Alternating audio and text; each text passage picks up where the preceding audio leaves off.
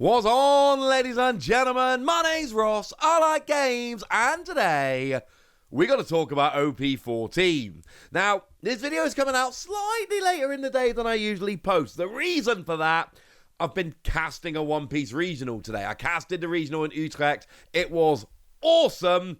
And also, side note, make sure you join us tomorrow morning, 9 a.m. UK time, 10 a.m. Europe time. Use the internet to figure out what that is in your time zone. It's going to be awesome. Casting with Ruben, it's great. But while we were casting that today, Bandai were like, hey, have you seen a bunch of cool stuff from OP-14? And we might as well start off with Manga Dracula Mihawk. Yeah, I'm quite a big fan of this. I like Mihawk. I think Perona is awesome. I think Mihawk is awesome. I am a gigantic fan of Dracula Mihawk.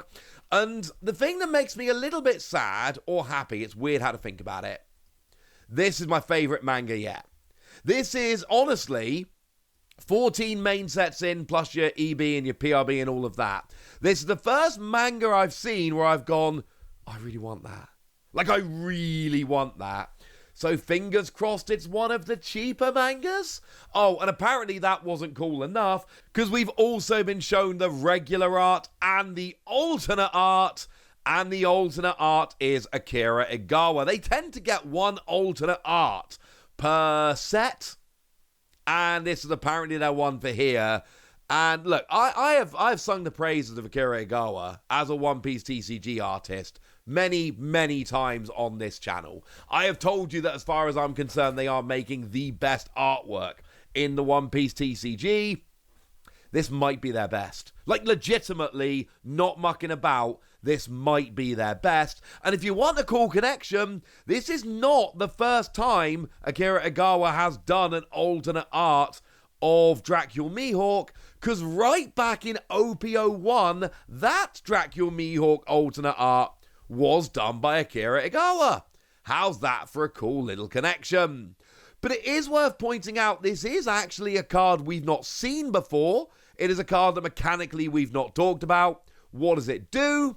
Well, we got 9 cost, 10,000 power green, and at the end of your turn, if this character is rested, then one of your opponent's 9 cost or lower characters cannot become rested until the end of your opponent's next end phase. And of course, we've seen this many times before. We've seen the ruling on this. The deal basically is they can't attack. They can't block. They cannot use a skill that would cause them to become rested. You cannot do something that would cause them to become rested. No, ladies and gentlemen, it basically turns them off for a turn. It's a very good skill. We've then got, when your opponent attacks once per turn, you may trash a card from your hand, and your leader or one of your characters gains 2,000 for the battle. I love skills like this, because essentially what this does is it turns a random counterless card in your hand into a 2k counter. You trash any card from your hand to get a 2k counter, so you take a card that doesn't have counter, trash it, boom, 2k, wonderful. Good card. Obviously, it's kind of here for the mono green Mihawk leader, which is looking kind of fun. I think I'm probably playing Mihawk when we get to OP-14. I'm kind of loving Jinbei. Jinbei's looking fun, but add all this up, this is good. Oh, not enough Mihawk for you? Gold Don. Boom. How about that? And honestly, this is, as far as I'm concerned, one of the coolest Dom we've had as well.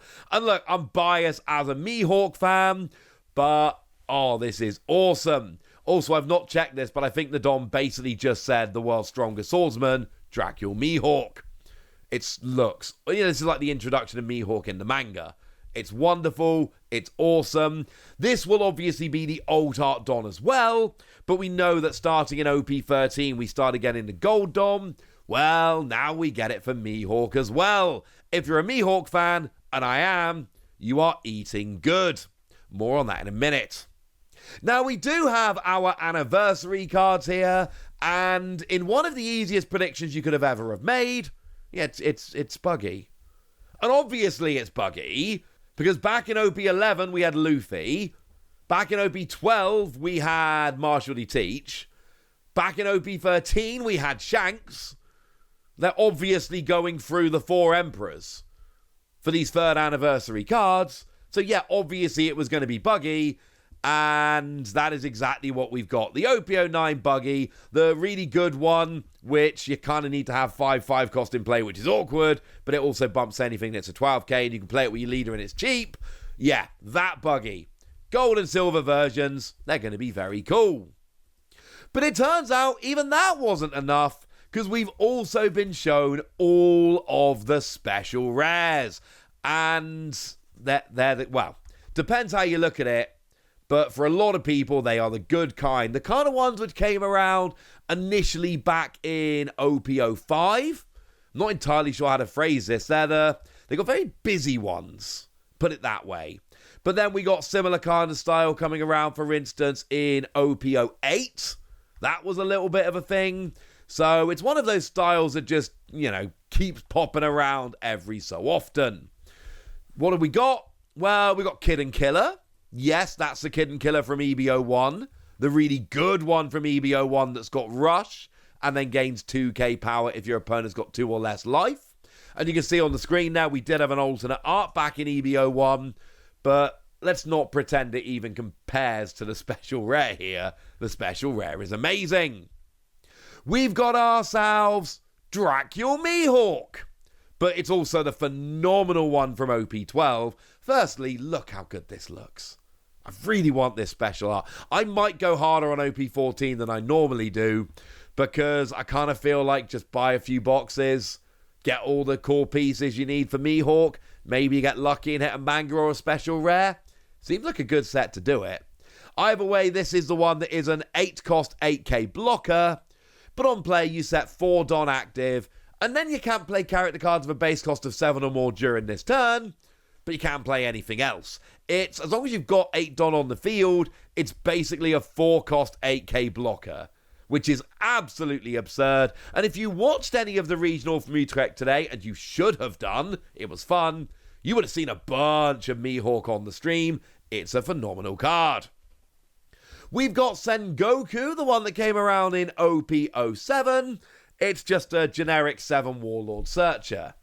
But given that OP-14 is a 7 Warlord set, there's something really kind of cool about having the generic 7 Warlords of the Sea Searcher coming through as the special rare. It's just a really nice touch, and I very much appreciate it. We've got Sugar, which, fun fact, the only one of the cards that didn't get an alternate art in its initial set. And this is it's a Don Quixote Pirate Searcher. Activate main, rest a Don and this character. Find a Don Quixote Pirates in the top 5. But it's one of those where if you're a fan of Sugar, you're going to look at this artwork and think it's phenomenal. We've then got Perona. Yeah, someone on the design team loves Perona. She gets a lot of love. This is actually the OP-06 Perona.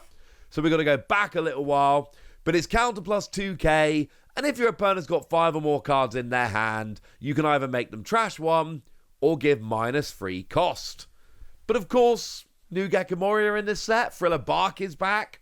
So it seems like a good time to do it. And once again, there's 2 special rares I really want in this set. It's going to get expensive.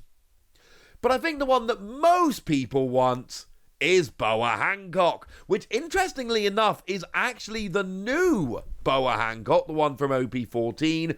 We don't see this very often. Normally, most of the time, and there are always exceptions, but most of the time, these special rares are actually older cards, like all the ones I've shown you. This is actually the one from OP-14.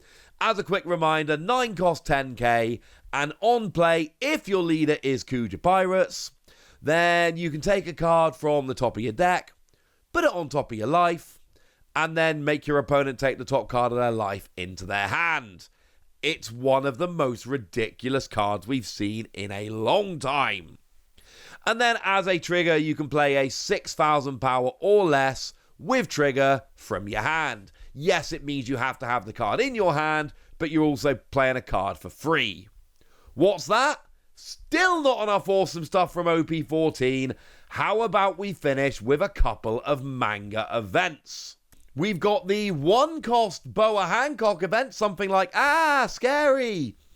And this is as a counter, if you've got 2 or less life, then you can basically choose one of your opponent's active characters, and this turn they can't attack, which is fun. And then as a trigger, you can play a 6,000 power or less character with trigger from your hand. Yes, that does sound a lot like what we just saw on the Boa Hancock, but, you know, I've looked at the cards side by side. They've just got the same trigger. It's a pretty good trigger. But also, being able to just stop one of your opponent's active characters attacking, that's kind of awesome. And again, it's coming down as a counter, so you're like, you know that character you're just about to attack with? Gutted.